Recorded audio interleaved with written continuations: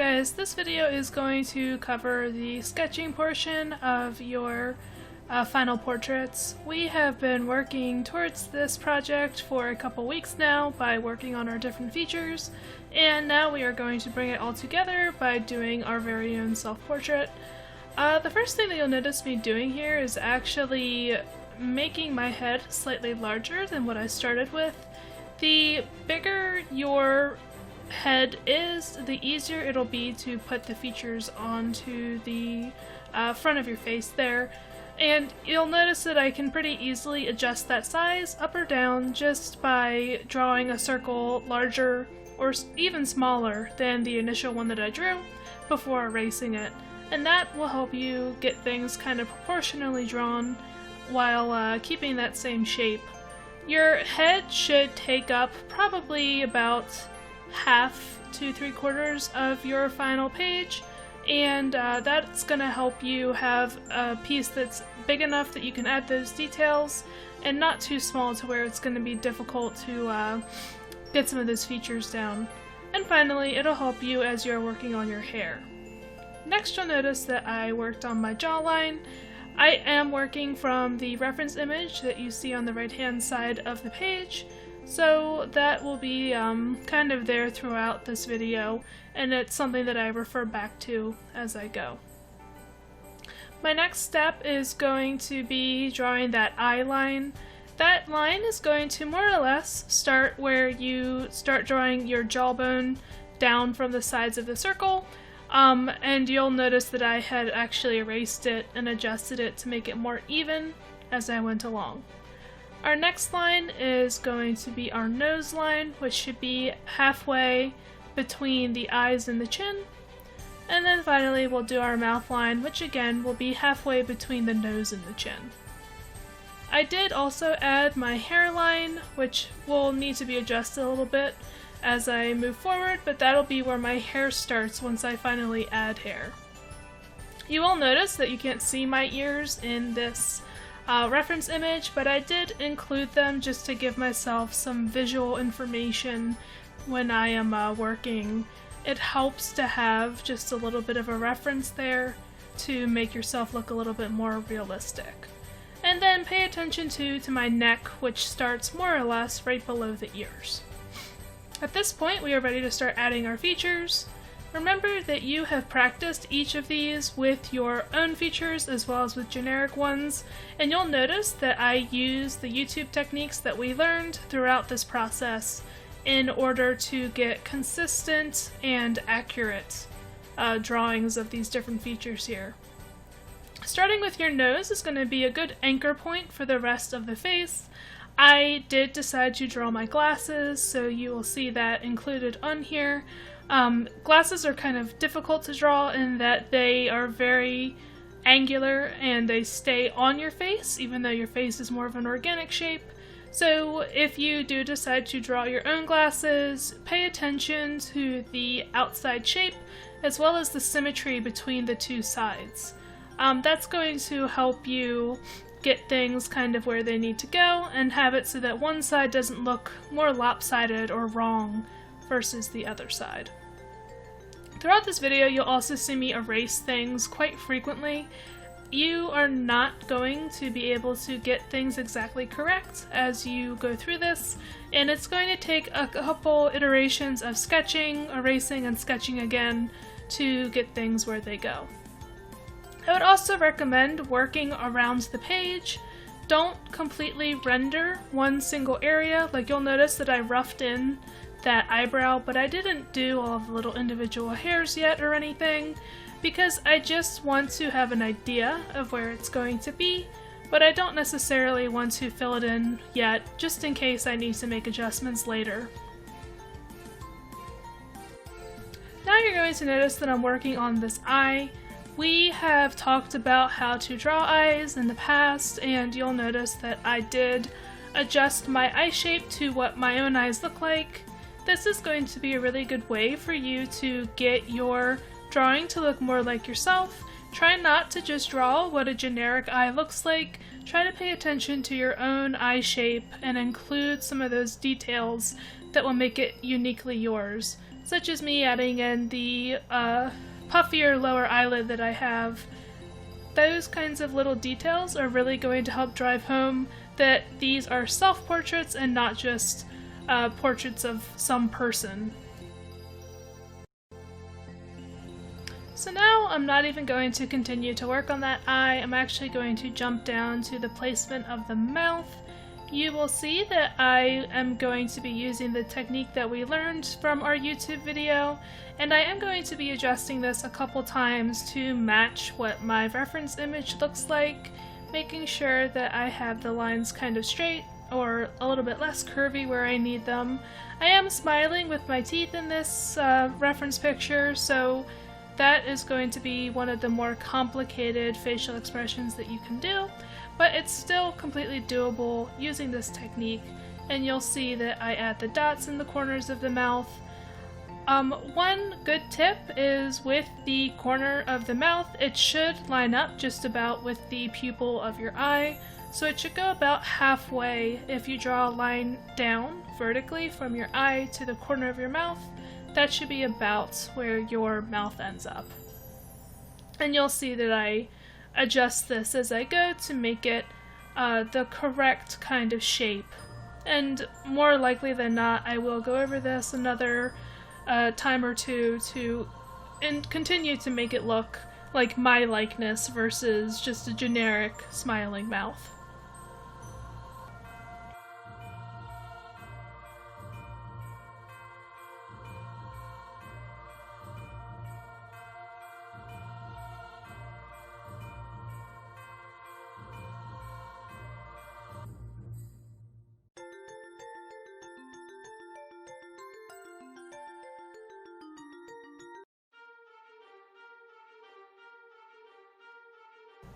While the major features of the face are important, it's also really vital that you include things like your cheeks, if you have dimples, whether you have thicker or thinner cheeks. That kind of stuff is all going to make your picture look more like you and less just like a generic person. So I have dimples on both sides of my face, so I was sure to include those. I have a slight beauty mark underneath my lip, so I included that as well. Getting those little details in there is really going to drive it home that this is you and that you're drawing yourself versus it just being a random person.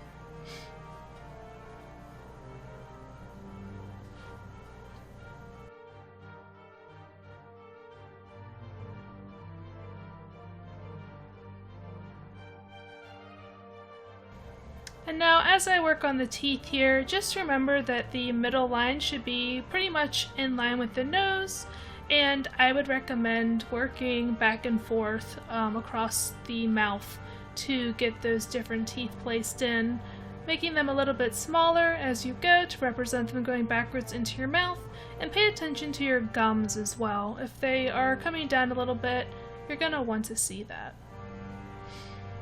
And so now at this point, as I'm working on the second eye and the other part of my glasses, I am going to be looking at the left side, so seeing what I've drawn already, and trying to match to that. So you'll notice that the curve of the glasses was a little bit too curvy. I do go back and change that.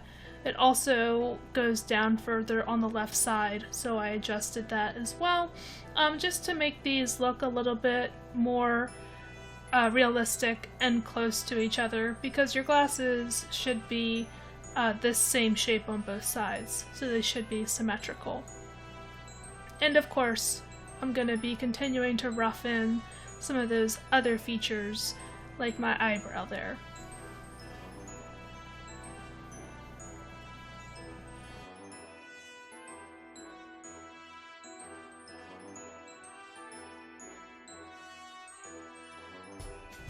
So right now, as I'm trying to decide the placement of my second eye, which is going to be the most difficult thing to draw in this piece, I am going to be looking at the eye that I already have put down and looking at how much space is between the glasses, where you can start to see my skin, and the corner of that eye.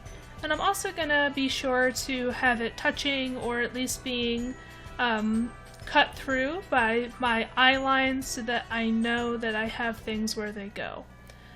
You'll see right here that the eye was a little bit small, so I just did it over again.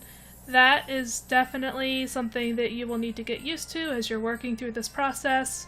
You need to get comfortable with erasing and just redoing it. This is also, again, why we don't put down every single detail that we might see, because if the placement is wrong, even if it's a beautifully rendered eye, it's not going to be able to be kept, right? It's just going to make your whole face look wonky.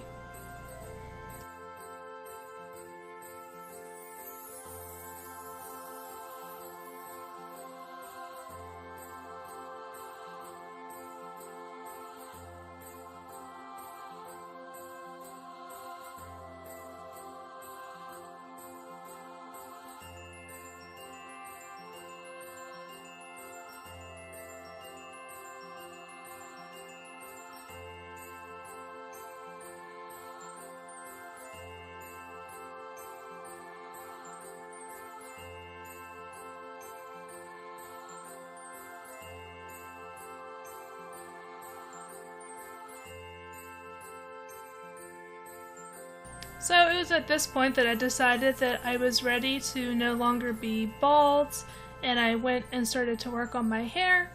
Remember with this that you are going to be trying to break your hair down into basic simple shapes and drawing the sections of the hair in chunks so that you can simplify some of those individual strands into a group, as well as stay true and accurate to the reference image that you have.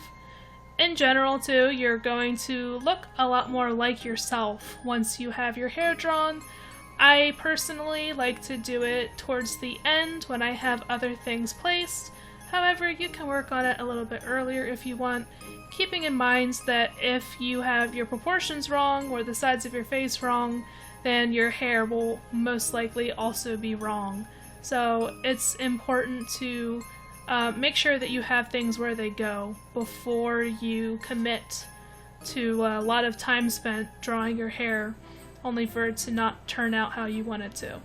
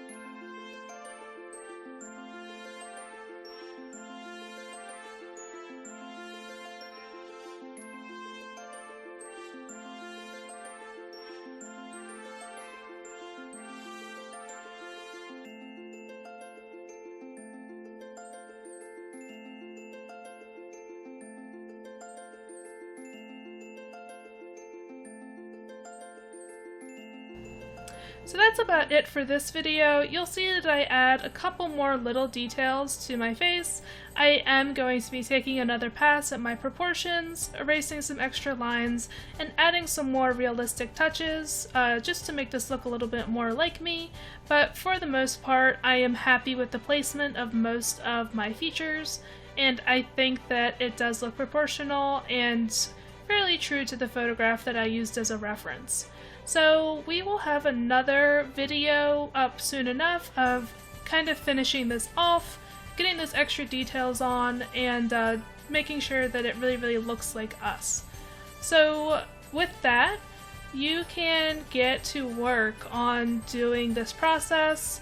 Remember that I did post the Google Slides, and you can look at that and see some different hairstyles and stuff that may be more true to what you look like. I have curly hair, so that's obviously what I drew. But you should be able to find something that you can use in reference to yourself to help you along with this process.